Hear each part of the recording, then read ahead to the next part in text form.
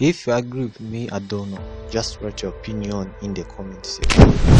This is the one of the iconic Marvel character in MCU 2023. So as I take time to watch this movie Loki season 2, I thought I would bless my audience with this artwork. For the ones who love to edit in Photoshop and then engage with tutorials, I made the epic tutorial for satisfying them. Without wasting your time, let's get straight to the video.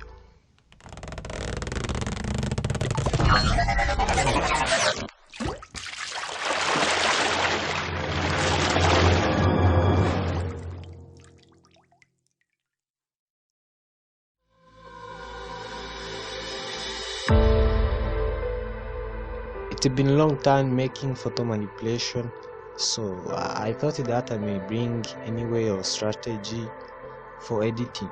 That's why I made this drawing and I sketched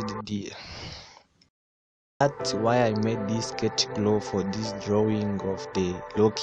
So you have to take or choose any color and then set your blending mode to hard color for the first layer and soft color for the second layer.